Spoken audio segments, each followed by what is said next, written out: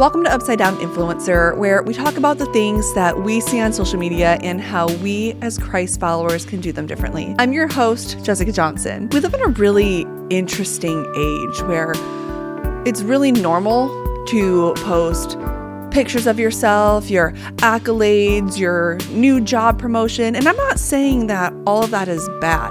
But what I am saying is that we should be having conversations about these things. And look, I'm really no different than anybody else. I have posted my fair share of, look what I did, look at this pickleball tournament that I won, and all of those things. But we need to be asking ourselves, where does this start to truly lean into vanity? So today I brought on one of my favorite pastors, John Barringer, to talk all about vanity and self-obsession. And one thing I appreciate about Pastor John a lot is he's just very knowledgeable on the Bible. He loves to read, so he comes with a lot of interesting answers. And in the second half of this episode, we do a little bit of a Q&A where he actually asks me some questions, which is a fun change. However, I will warn you, at the end of this episode, our audio does cut off while we're in the middle of our Q&A. Hey, but you know what? It might be a good thing because it starts to lead into a question I think you guys will really want the answer to, and he's going to be back. So we're going to do a whole episode of Q&As. So here is my episode about self-obsession and vanity with Pastor John Barringer. All right. All right, Pastor John, welcome to Upside Down Influencer. Thank you. This is a treat. Oh, thank you. That means a lot. Yeah. I've always thought of you. I said this to Jack yesterday, even though I never talked to you. I've just always thought of you as an older brother. I don't know. Okay, I'll take it. So I feel that. very comfortable chit-chatting Good. with you. I'm excited. Okay. If you were to drop everything and become a social media influencer, what do you think you would be? It would probably be, one is embarrassing, and the second is pretty standard. Okay. I would probably do pastor stuff. Okay. So I like pastoring. I love theology. I love church history. Something that related. The other embarrassing one is your podcast. basically what I'm doing Yeah. now. Yeah. And then the one that's I would either do football, like NFL football. Just as a hobby, I just love to follow all things NFL football. But the other thing I'm probably the most versed in is comic books. Yeah. It's embarrassing, but that's probably the only thing I could actually fill a ton of content with. But anyway. Because you used to have a blog, right? I did a long time ago. I did. Yeah. And yeah, I blogged about comic books. So that's what I Yeah. do. And no one would watch, and it wouldn't be very popular, but that's what I would do. Yeah. No, I love it. Well, I'm excited to have you on because when I think of you, I just think of somebody who you're just really smart. You know a lot of things. You read a lot of books. Wow. Yeah, no, you are. It's on record. You think I'm smart. I do think you're smart. Okay, all right. Yeah. I've always wanted to be that person that just reads all the time. I'm a big audiobook person, especially now as a mom. That's same. the best way I can read Right. while I'm doing something else. But even then, sometimes it's like I'm really good at starting books. Now, reading and being smart are not the same thing. You can okay. read a lot. I don't think I'm very smart, but you can still read a lot. Well, you retain a lot of information, it seems. I think maybe. We'll find out. Yeah, that's what I struggle with is like retaining what I read Okay. sometimes, having to read. Which is why I didn't time. get into audiobooks originally. Because I was worried I wouldn't retain a ton. And then I thought, well, some of these books I'd rather retain 10, 20% than the zero I have now. Yeah. So I'm into audiobooks too. Yeah. Well, with that said, I sent him a couple of ideas, or rather, this is one of the first time I've actually done this where I put it to him to kind of pick what we should talk about. Yeah. And he came up with vanity. I did. Which is very relevant in terms of I think so. social media. Or it was one of the first things that came to my mind. Yeah. Yeah. Vanity. So biblically, what is the definition of vanity? It's interesting because the Bible doesn't use vanity in some of the ways that we'd use it all the time. Mm-hmm. So there's two primary ways, especially in the Old Testament in Hebrew. What we read as vanity is usually coming off as some kind of a state of being that is, the word would be like futile. Like this is futile or futility. So usually when the Bible, especially in the Old Testament, is talking about vanity, it's referring to the state of either we or the world that it's in a fallen state. Like it's in a fallen, broken state. Creation is, and so it can feel futile. Ecclesiastes talks about that a lot. Vanity of vanities. Romans 8, Paul talks about futility. So that would be one way that the Bible talks about vanity. Doesn't it feel like things are never going to get better? Doesn't it feel like what we're doing, it's vanity? Like it has no point. It has no purpose. What's the point? The world is broken. When is it ever going to get better? And of course, that's not, the Bible is never challenging the sovereignty of God. It's more like things feeling vain or creation being in a state of vanity is proof that we need redemption. And not just us, but all of the cosmos needs creation, in redemption. All of creation need it. Romans 8 is talking about how the world is groaning, that even the world groans. That might be another word for vanity. So that's one use of vanity. And then the Bible will talk about vanity in the way that I was thinking about it, although they're very related. But it also talks about it in the way that I thought, and it doesn't use the word as much, but conceptually it's there all over the place. Being self-obsessed, image obsessed. You have extreme pride, especially like an external pride of image and appearance and self. I think about, you have to be pretty vain, Nebuchadnezzar, to build a golden statue of yourself and force everyone to bow down to it. I think that is an act of vanity, right? And so even though the word might not necessarily be used as much in that second way, I think Nebuchadnezzar was being really vain. So if you were going to take that application, or if you took both definitions to apply it to social media, like how would you do that? I hadn't thought about the first one, but I think the first one could be, during like COVID, everything's fleeting. Like what's the point? What's the point? Yeah. During COVID especially, I would get stuck reading the news. And I never walked. In fact, I experienced anxiety for the first time in my life. I'm not a very anxious person, but like actual physical. Can I borrow that? Actual physical anxiety I was feeling during COVID. And I think that was in large part because I was just doom scrolling. And at times it'd be like, what vanity of vanities? What's the point? Like this is all, literally, it's all like going to hell. What's the point? So that'd be one way. And repeat the question? Because you gave two definitions. Yes. So how do both of them apply? And the other one you said the self-obsession. Yes. How does that one apply, you think? So I don't know if you can show it. I but can. There's a painting that I sent you. Yeah. And I forget the author, or the artist, and all that. But there's a famous painting, and it's a Greek myth. I think his name is Narcissism or Narcissist, and he's staring at himself in this pool. Like a water. He's at the water's edge. He's staring like a at little pond. Correct. Yeah. And the Greek myth is that he died wasting away. He couldn't pull himself from his own image in the pool. And that he died at the water's edge. He either killed himself or just wasted away. But he couldn't pull himself from his own image. He was obsessed with the image of himself. And so when you and I were texting and talking about vanity, I thought, well, he's looking at a pool, and granted, it's a Greek myth. It was many, thousands and thousands of years ago. Today, we might have a mirror. We might stare at a mirror instead of our reflection on the pool. Certainly, a mirror can give us a better image of ourselves, resolution, all that, than a pool.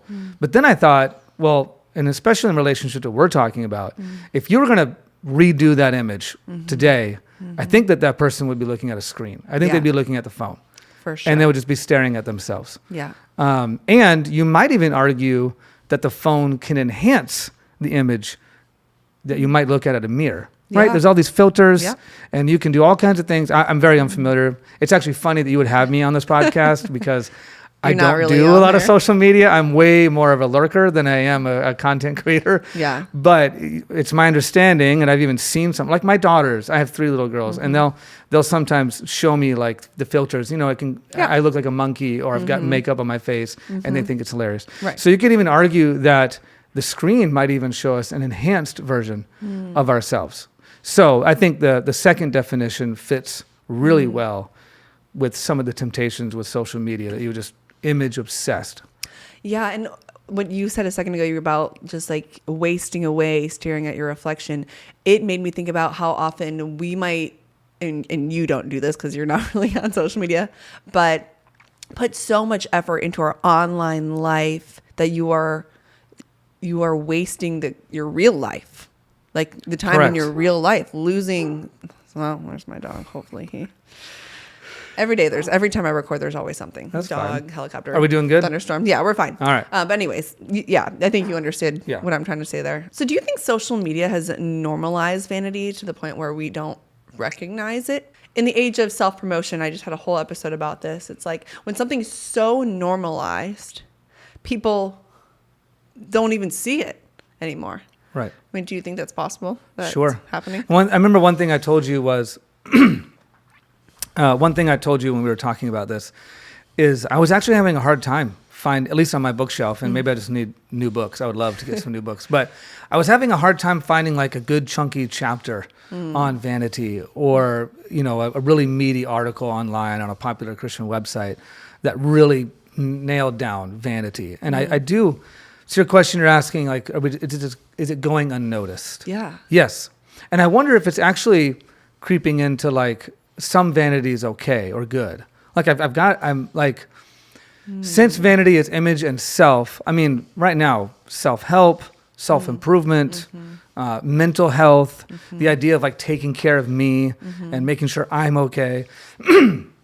That idea of taking care of myself, making sure I'm okay, all of which are very healthy. I'm pro all of those things.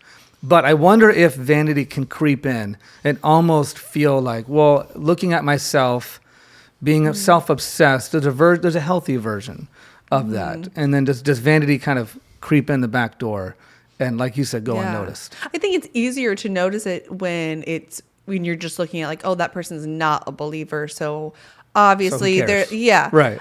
I think it's trickier when it's somebody that, like, including myself, right? Like that, like we follow God and it's identifying it in yourself, in your own posts. And if you're just trying to do things the way the world does it, you know? Well, so one question I had for you was, because I don't think I'd be the right person to ask. Okay.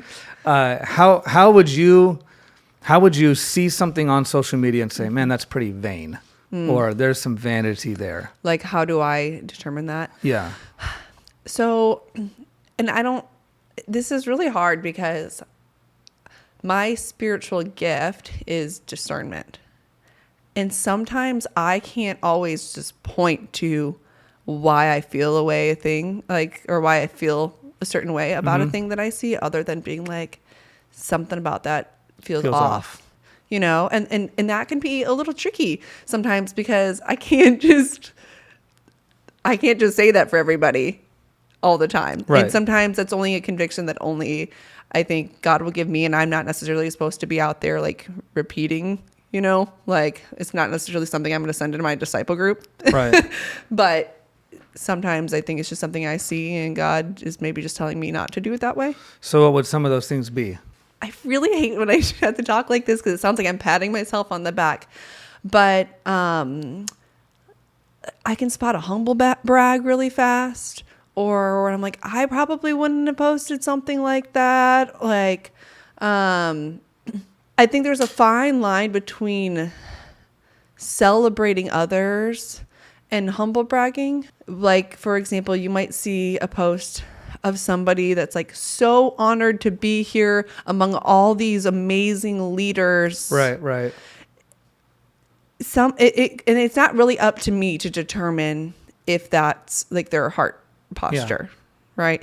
But when they're consistent, you start to kind of go, I don't know about that. And it does make me look at that person's overall stuff and start to be like, maybe your content isn't for me. Maybe I'm not supposed to be, you know, it's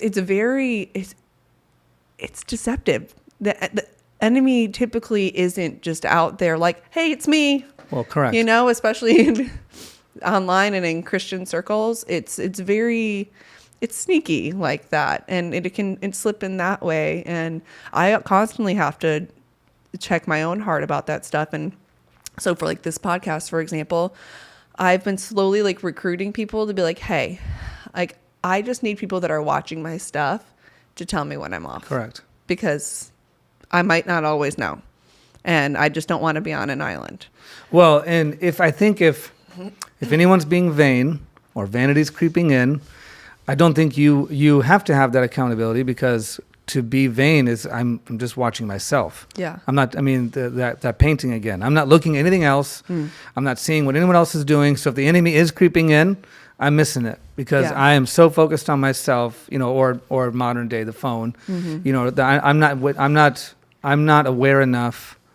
I'm zeroed in. Yeah. And the thing you're zeroed in on is yourself. Yeah. And so for sure, the enemy or an outside source, or you could be doing something and you're not aware, because you're not the one. You said I need someone to watch what I can't see. Well, if you're vain, I'm not saying you are, right. But if someone is vain, they're not watching them anything other than themselves. Yeah. Which I think is part of the definition. Yeah.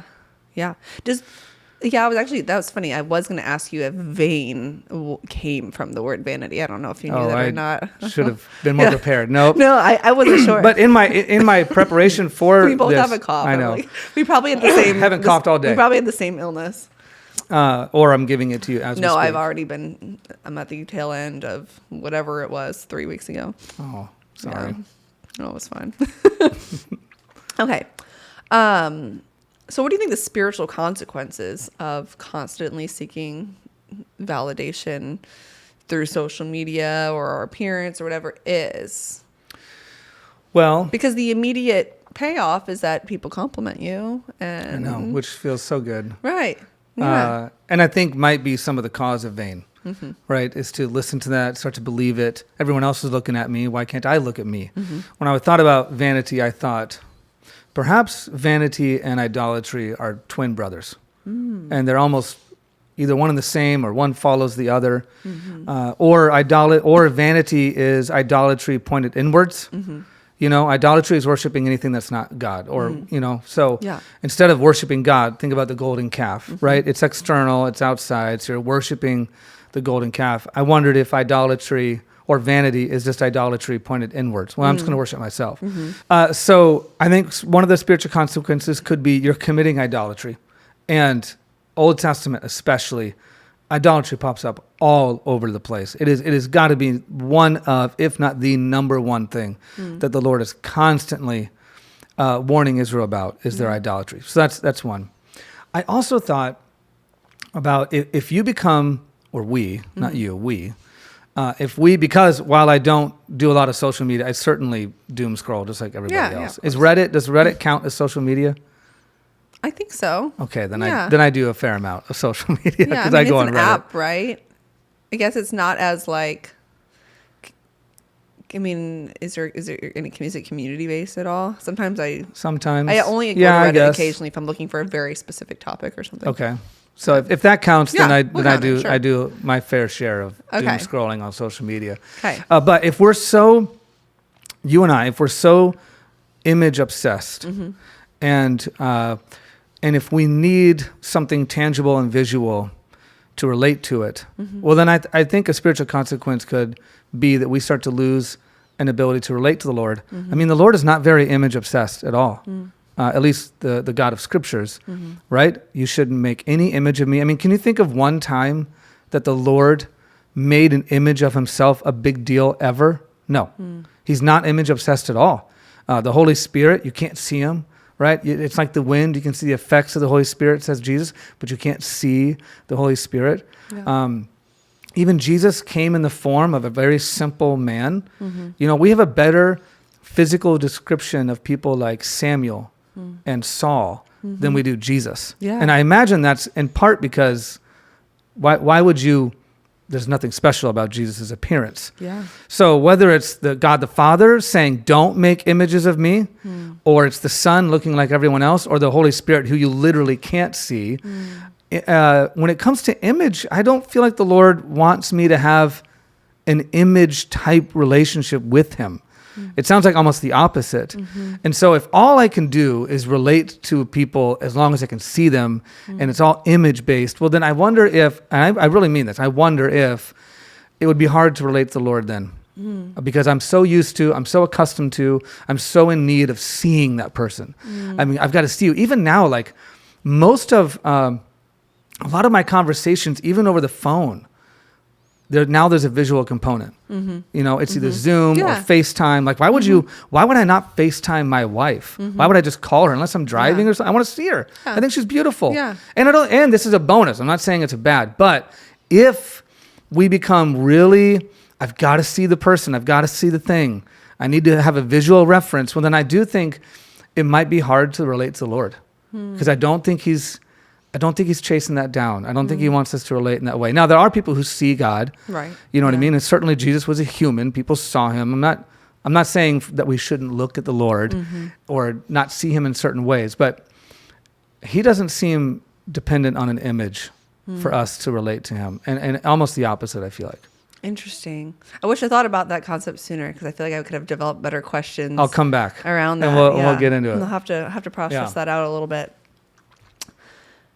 But vanity isn't always just about how we look. Correct. Right? It could also be excessive pride and how we want to be perceived. Why do you think so many people feel the need to congratulate themselves online? Like, I feel like, and I've done this too. Okay, so I'm not saying that I've never done this, but like I've won pickleball tournaments or whatever, and it's like, you know, take a picture of yourself. Like, and you put it out there, and it's like, I was proud of this kind of thing. But like, why do we feel the need to do that? As soon as people get promotions, we put it out. I got this promotion. Why do we feel like we want that from other people? And why do we do it so often? Well, I mean, you want the credit. You want people to know. You want the applause or the likes or whatever it is. You want the recognition. I mean, I guess there's a part of it that can be somewhat innocent. Yeah. I don't think being proud of yourself, I guess I would ask in return, like, where's the line? And there probably isn't a line. You're probably asking the wrong question if you're looking for the line. But where's the line between I'm proud of myself and I'm being prideful? Like, when does it? Yeah. When are you like, you're no longer being proud of yourself, you're being prideful. Yeah. You know, and can you be proud of yourself and post a picture? I finished a 5K. It was so much work. You know, or and that could even, you know, inspire other people to be like, oh, they did that. I can do that too. Or when are you doing it because, you know, you're gonna say that line? Well, I wanted to inspire other people. It's like, well, no, you didn't. You know, no, you didn't. You just wanted to be seen. You just want the credit. I think that's why someone would do it. And same here. Like, if I do something incredible and no one notices, what was the point of doing it? You know, I can be tempted to think that way. Vanity of vanities. What's the point? Yeah. You know, why do something great if no one's going to notice? Yeah, if no one's going to know about it. Yeah, if no one's going to congratulate me, why did I work my butt off? Why did I work so hard? And it can equally be very frustrating when you're in a room and everyone's talking about the thing you did but not mentioning you. And I've been in that situation quite a bit. Yeah. And I think the natural temptation of the flesh is I want credit, I want people to know, and we might mask it in, you know, to inspire others. Yeah. Well, how much should you chase? I'm an inspiration to others. You know, that could get dangerous or slippery. Yeah.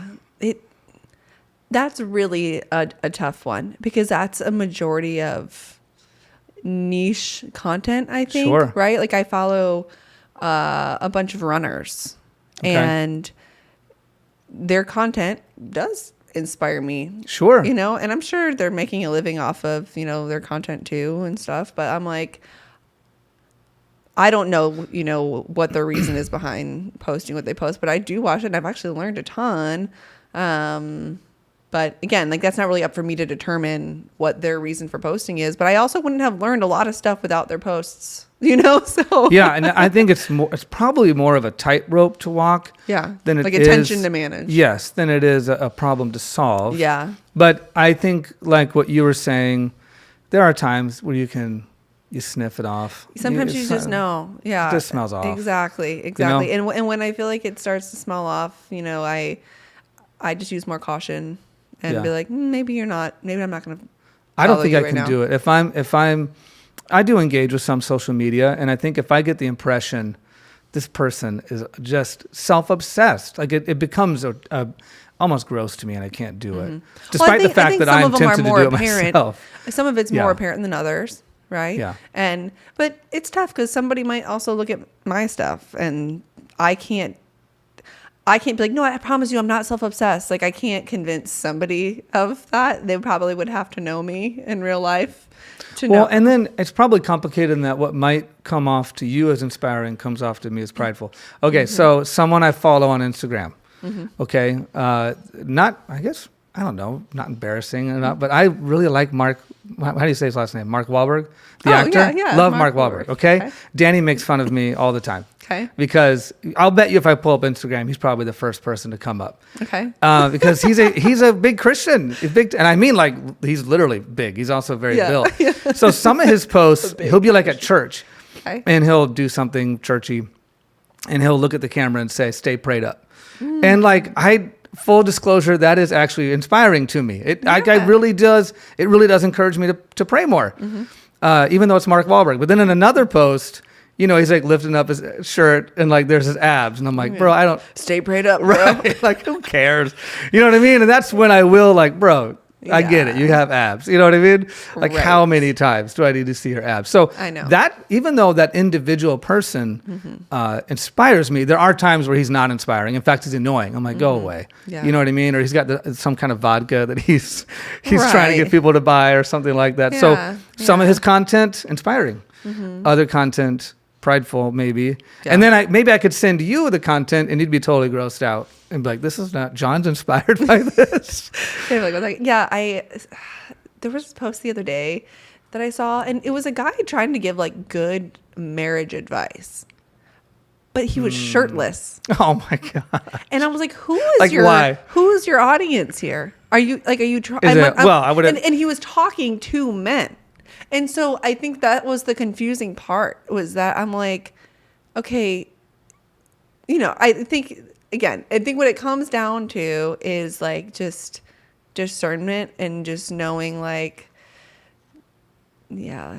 what's that saying? Like chewing up the meat and spitting out the bones. Or just get out of here with that. Yeah. You can find marriage advice without a shirtless guy. Like, why? Well, okay, so to go back to the vanity, do you think he's being vain in that moment?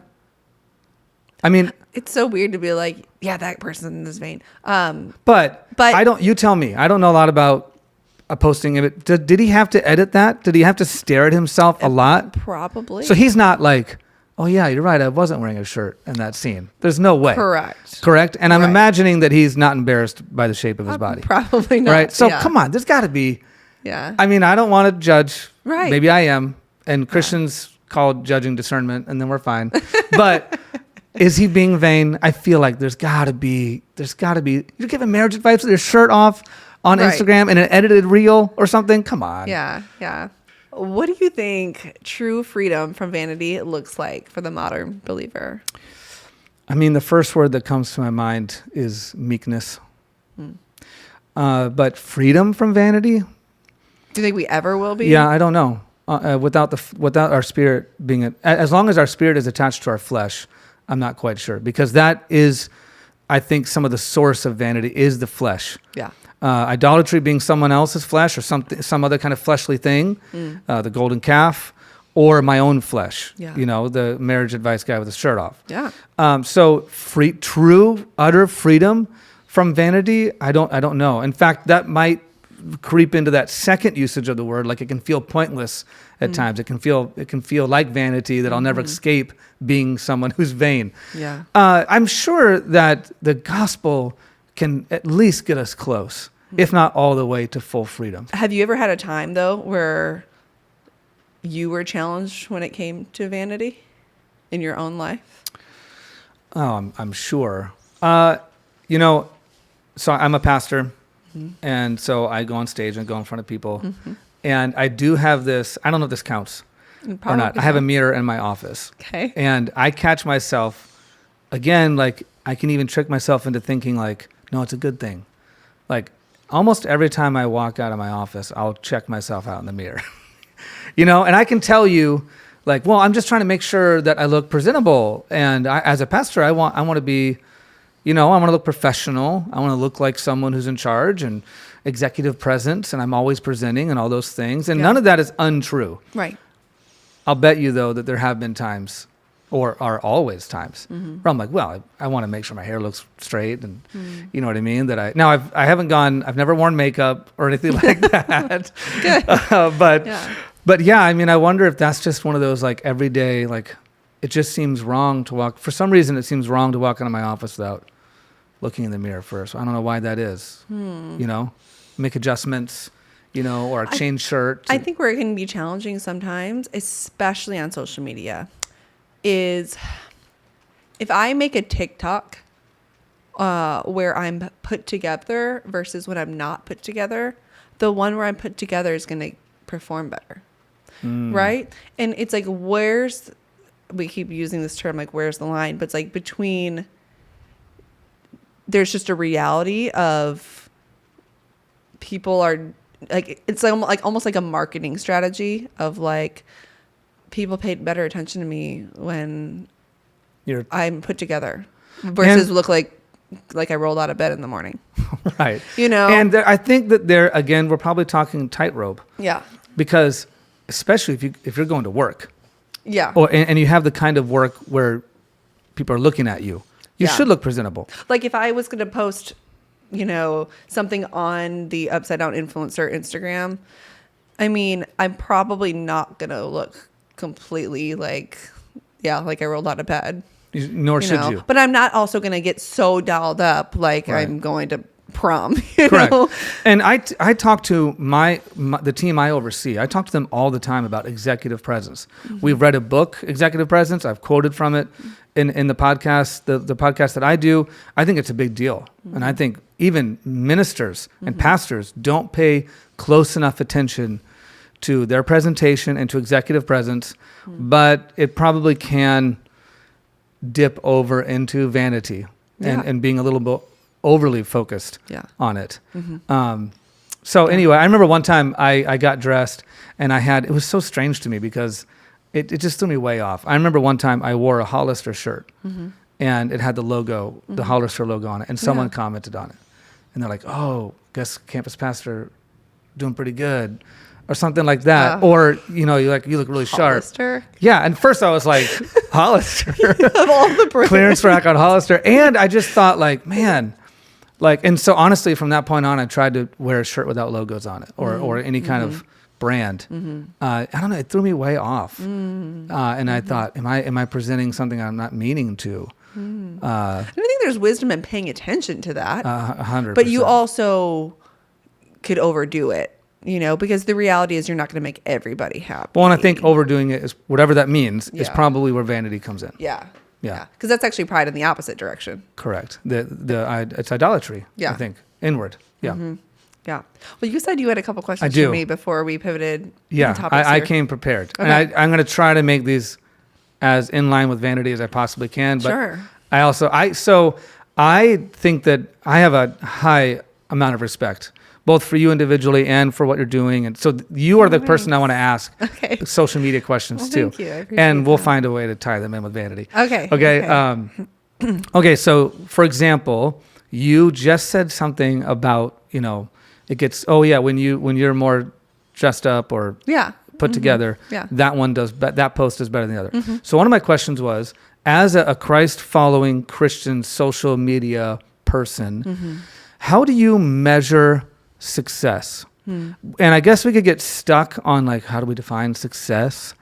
But I did web analytics for many, many years before pastoring. And so, I mean, it's been a long time, so I'm sure the game has changed, but I'm somewhat familiar with the analytical part, so are you measuring how well things are going like everyone else? The amount of likes, the amount of views, the amount of the data points, or as a Christ follower, do you feel like I should have a different measure of success?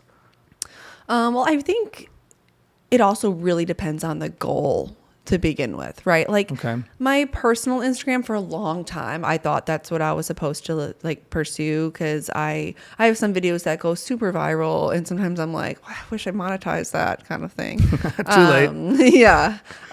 So it really depends on the goal of what I'm trying to do to begin with. Like if the goal was, if I was being paid by a brand, yeah, I want that to perform well, right? Like if we're thinking strictly from that perspective. But for me, and I actually talked about this a lot on my most recent episode, which probably will be a couple of episodes now back from this one. But yeah, like you just said, God's version of success is completely different. Correct. And if my whole goal, with my upside down influencer, of course my flesh goes, oh, I wish I had Correct. more views on this or whatever.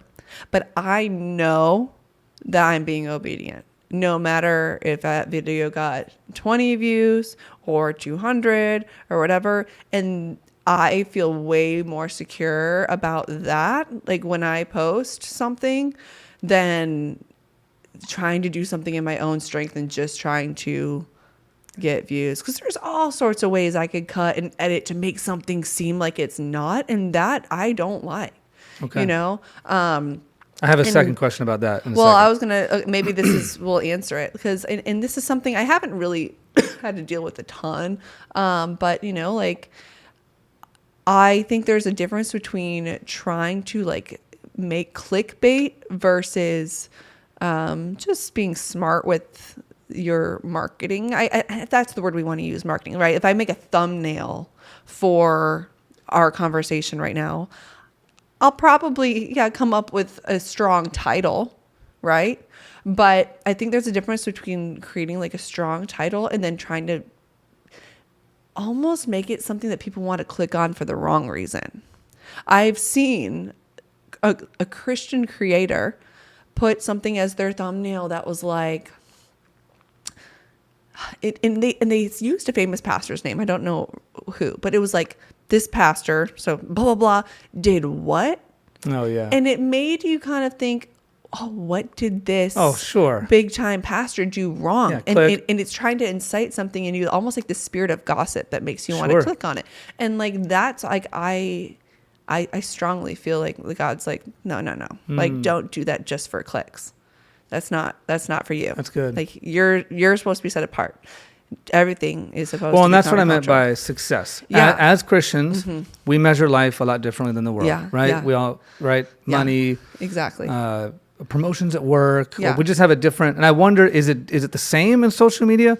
Are you looking at the same data that everyone else is? And maybe you should. Yeah. Or no, I have a whole different set measurements of success, a different way to articulate in my heart or my head that something did well or didn't, based on this. Yeah.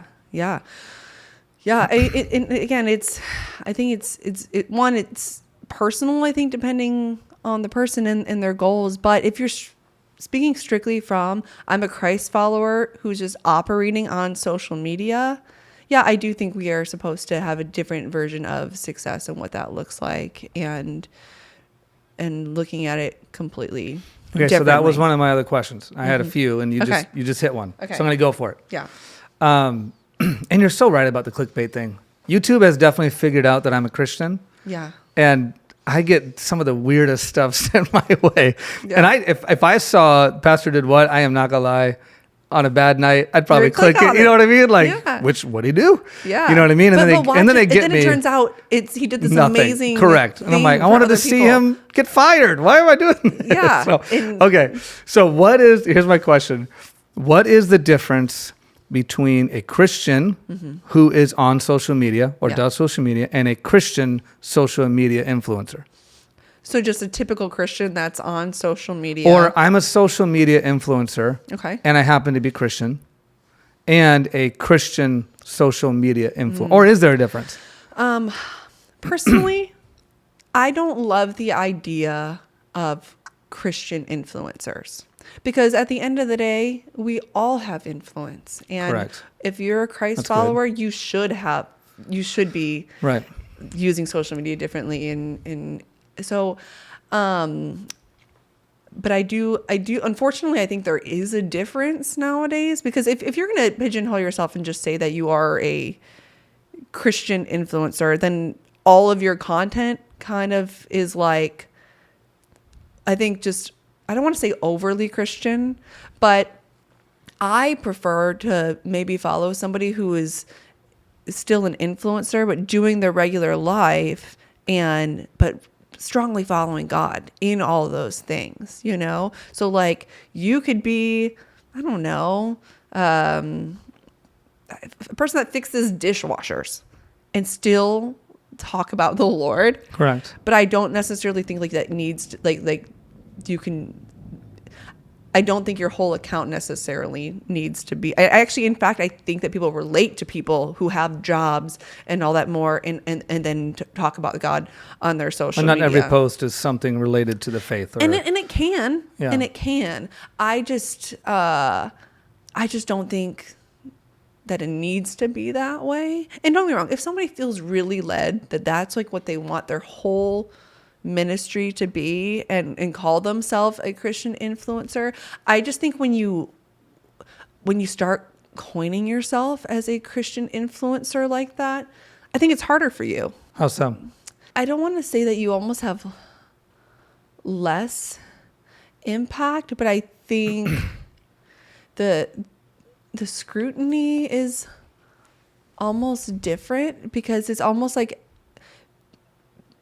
people idolize you in a way that they may not have if you would have just said that, if you were just outwardly a Christian on your social media. Oh, well, sure. Then, because then if you do anything that doesn't fit the Christian stereotype, then you're you're a hypocrite. I thought you were a Christian.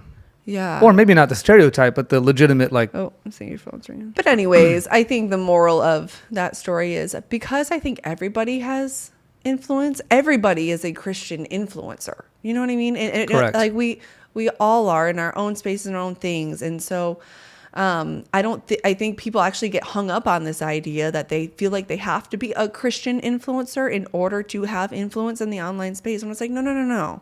Keep doing what you're doing, and bring people in and talk about Jesus in that. Like, you don't have to just stop doing what you're doing and only post about Jesus. Keep doing what you're doing and talk about Jesus. And I think that actually That's good. It reach a lot more people and relate to a lot more, because I actually start to find certain, and I follow one or two Christian influencers, and some of their content honestly makes me cringe a little bit. Okay. Like, it's a little I so badly like, what kind of content? like Share as much as you're willing to share. Just get blown up. I feel bad because people might really like this person, and I'm not saying that I don't love some of their content, but some of it does. You know, have you ever heard of like 75 Hard? No. It's I'm like so out of the loop, Jessica. it's like a workout thing that people Okay. do. Like, you do something for 75 days, you eat really clean. Oh, Whatever. okay. Like this girl created like 75 holy, and I just Okay, all right, perfect example. Or she does there's, instead of hot, I don't know where this comes from. I'm out of the loop in some ways too. But I guess like girls say like it's hot girl summer. She does holy girl summer. Again, makes me cringe a little bit. But maybe that if it's blessing other people, but again, I think that's because she coins herself as a Christian influencer. Like, everything has to be kind of coined around that, as opposed to if she was just like herself. And I don't know if I'm making any sense here. I don't think it would have to be so like overtly holy. Yeah. Like I want to pursue holiness. I do. I think that's what we're supposed to be. We're supposed to be set apart, holy. I agree with the overall idea of that, but something about it makes me cringe a little bit. Well, and I wonder, I have so many thoughts, but I wonder if one thing how do you know if you're chasing the right thing? Mm-hmm. So use that person as an example, whoever that is. Yeah. Are they doing a holy 75 because they want to become closer to Christ, they want to deepen their faith, or because 75 is hot. You should do something for 75. I'm a Christian media influencer. If I put holy in front of it, boom, boom, boom, all the likes go up. You know what I mean? So you're not really chasing deepening your faith. And then you just happen to be recording it. And maybe they are. Maybe they're just challenging the status. Like if everybody's going to do it, if the world's going to do it like this, I'm going to do it like this. And I see wisdom in that too, of being like, I'm probably more judgy than you. Yeah. It can really go both ways. Like you said, how do you know if you're doing it right? I think one, that's between you and the Lord. I think, I think the accountability in your life. I think if you have accountability in your life, and that's why with this, I'm only really going to know if I'm doing it right by I staying in my Bible, what my accountability is telling me, and just literally just submitting before the Lord and saying, search my heart. Yeah. And I think that's the only way to know, because I don't think at the end of the day, anybody's going to get it right. What is right? You're not going to get perfect, but you can do your best. Yeah. And there's some people that I see that do it really well. There's this one girl I really like. Her name is Suzanne Hendricks. I followed her forever. I've gotten to meet her one time through a mutual friend. She was just as awesome in person as she was online. I really appreciated that. She even prayed for me once. Let's go. But she's not a Christian influencer, but God is all over her content. So what is she? Is she just a person? I think when she started, she was considered a beauty blogger. But I think as she's had kids and her life has changed, it's a little more family, but she still does, she still loves fashion and beauty and all that. So would she be considered a social media influencer who happens to be Christian? Yeah. Versus because if you are, because in my head, and she out of actually and she's very bold too. She'll, put stuff that's probably very polarizing on her stories and stuff. So she's not afraid to really get in there, and talk about hard things. And I really appreciate that about her. But yeah, she probably would not call herself a Christian influencer, but she is an influencer that uses her platform for the gospel. Okay. And the term has always thrown me off too. Yeah. Because I feel like you're correct. I loved what you said. Aren't we all influencers and Christian? But I feel like one of the ideas of any influence I have is to give it away. Mm-hmm. The more influence I gain, the more I'm supposed to give away. Yeah. And if you're a social media influencer, it feels like the idea is to build influence for yourself versus giving it away. I don't know if you can even do that in the social media world. Well, I think we've also really have kind of, I don't like that when we think of the word influencer, we think of brand deals. And we think of those followers. When really that's not what it is. The reason people, if you have influence, it's not just because people like you or follow you, it's because people trust you. And that's the difference, So would you say I trust Mark Wahlberg? In that I'm following him, right? I'm liking his stuff. To some degree, probably, right. Yeah. I trust that he's a genuine. I get the impression he's a genuine Christian, that he's really praying and he's just trying to encourage his people, his followers, me. Yeah, actually, I think what I've heard before is influence isn't just because people know you; it's because people trust you. You can know of a lot of people, but So are you saying? And I don't mean to keep coming back to this, but it was such a good example. Yeah. Are you saying that you don't trust the holy 75 person a little bit? There's a part of it you don't trust? Yeah. Well, I think there's some people I also just loosely follow. I think she probably has people that are that are really bought in. She's not one that I'm but Suzanne, the girl I just talked about, I trust all her posts, even the products that she promotes. I believe that she actually uses them. So she influences you. Yeah. Okay. I'm I don't think she's the kind of person that. Have you bought anything that she's? Yeah. Okay. Oh, for sure. That would count. Yeah. Yeah. Yeah. I've not bought Mark Wahlberg's vodka yet. Yeah. I probably should. Yeah. Okay. Because we've already been going for a while. So all right. Sorry. Kick me out whenever you want. I'll just do this all day. The great news is I can edit out a bunch. So, so in that same line of thinking, we were talking about vanity. Yeah. A lot of people we go on our social media and we see other people having these amazing lives, and we see the things that they have and we want it. And we go on Pinterest and we want our house to be like that, and all the things. I mean, there's really no end to the amount of things that we call it comparison nowadays. But really, is it covetousness? Is that what it is? And I feel like it almost relates to the vanity thing, because it's about us. Like we want it. It's for me. So why is covetousness such a big deal to God? Because it made the 10 Commandments. Yeah. So it's a big deal. It's in the 10 Commandments. But we downplay it and we're like, oh, like, well, I just struggle with comparison. Like, to me, that feels like a big jump to almost downplay it and call it comparison, which it still is, but at its core, I think it's something much deeper. I mean, it'll probably take me us a while to get to the core of covetousness, but I do wonder if somewhere around the core, you're just challenging the authority of God, because you're looking at someone else. They got more, they got better. I don't. And I wonder, I mean, how many Bible verses and how many scripture stories can you think that talk about desiring God? And if I covet something, then not only am I desiring something other than God, I'm also desiring something other than He gave me. Yeah. Right? I'm thinking about Jesus talking about not coveting a neighbor's wife. Yeah. You have a wife. He's talking to married people. Yeah. But you're looking at someone else's wife. I wish I had that one. Right.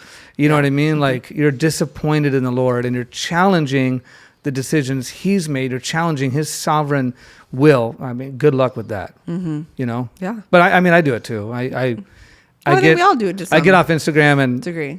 Yeah, my house doesn't look so awesome all of a sudden. Oh, dude, my possessions. All the time. Right. So look at my house and be like. And that's one of the reasons I probably punt on social media. A lot of it feels, some of it can feel like I'm letting in the serpent in the garden. You know what I mean? Not that my house is the Garden of Eden, but like, am I letting the serpent in by? I mean, If covetousness, if vanity, if pride, if lust, if all these things are there, how would I? And Instagram's going to throw me things. You know, how am I going to get to Jessica's content, and how am I going to stay focused on that content and not end up? Well, I meant to go check out Jessica's new post. Ended up coveting someone else's house. Yeah, you know what I mean. Yeah. It makes me want to just like throw the thing away. Never go on, but I can't doubt its power. And for some people, they probably should do that. If some people, especially if they're struggling, like, I wouldn't tell an alcoholic to go to a bar, right? Correct. Like, wisdom there, right? So if somebody's really dealing with something, like, flee, like, get rid of the thing. Right. That's important. And I would say some people, that is the right thing. But there's sometimes that for example, say there was somebody that you were following that just constantly you just find yourself comparing yourself to them. You're like, man, like Mark Wahlberg. Sure. Say you were like, I don't even know what to say, because I can think of what his face looks like. I don't, if he's in like great shape. So you were like, if you go on his Instagram, you will see his abs instantly, Jessica. Okay. So say you were like, maybe he'll give marriage advice. Yeah. With his shirt off. Maybe he will. Yeah. If we're lucky. But if you found yourself, going to his Instagram all the time and being like, I'm really feeling, I just keep comparing myself to this guy. Right. Right. But so a lot of people, what they may do is they'll unfollow, but the problem is still there. Right. And you've just kind of removed the thing.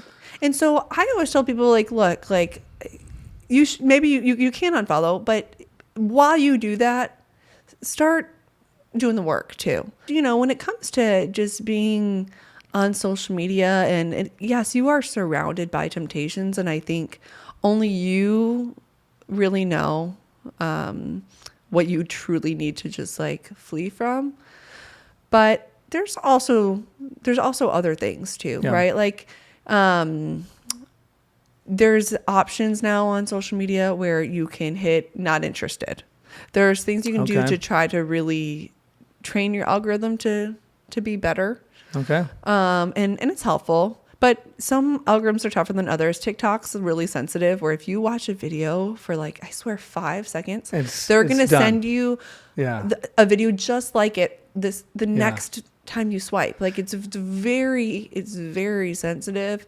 But for me, all I know is that I know that social media is not going away. No, I agree with that. And I don't believe I should entirely pump it or punt it. Like, because if I then how do I walk out my door? If I'm like, I can't be around things that might be tempting. Yeah, it's the same way in the real world. Of course. Yeah. But it does seem to target you. It does. It does seem to target you. It does seem to learn your habits, which I'm almost afraid for an emotionless computer to learn what I do and don't like, to learn my habits. Like, please, I don't want you to learn about me, lest you send me stuff that tempts me to covet or vain or a lust or whatever it is.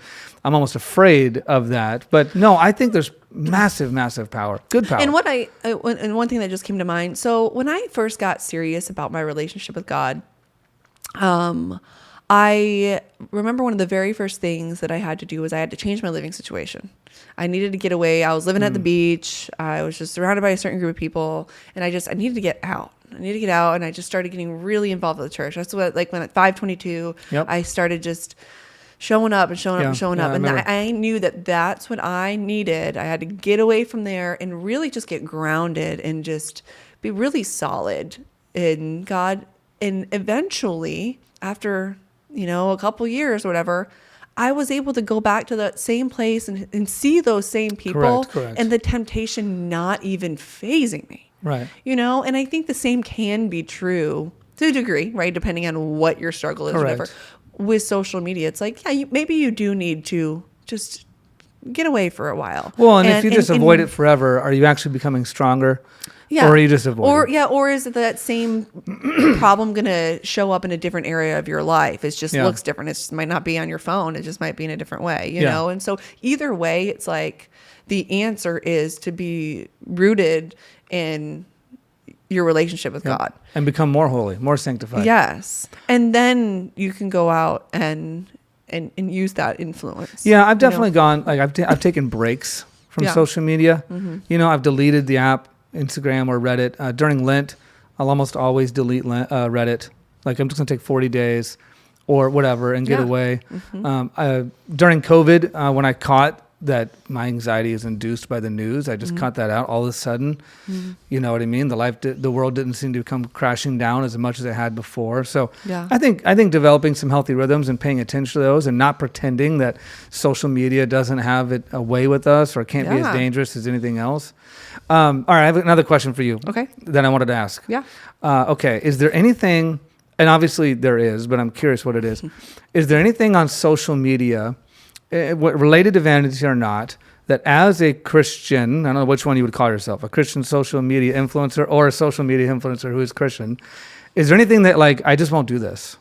And I know there's some obvious things, but like, due to the convictions of my faith, I won't go this route. I won't do this thing. Yeah, all the time. And what are some of those? And why did you come to the conclusion that you won't do them? And 3, if you see other Christian social media influencers or social media influencers who are Christian, and you see them do it, what comes to your mind? Okay.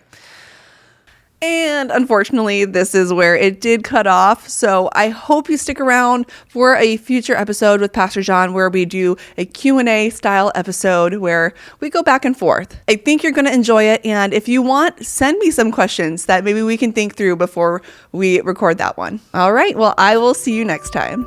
Thank you for listening. I invite you to connect with us on our social media channels at Upside Down Influencer on Instagram, TikTok, Facebook, and YouTube. Upside Down Influencer is produced by 514 Productions, music by Jason Cooper, and website by Metal Marketing.